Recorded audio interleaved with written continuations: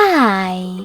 In front of me is ZTE A53 Pro, and today I would like to show you how you can switch on and use voice typing.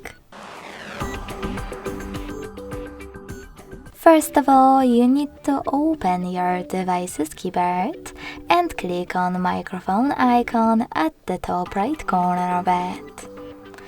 In this case, that it's not visible, click on this gear next to clipboard, select voice typing, and tap on the gray switcher next to use voice typing to activate it. Then go back and tap on now finally visible microphone icon. If you never used it before, select while using or only this time in the pop-up. Now you need to wait for Speak Now command and start typing.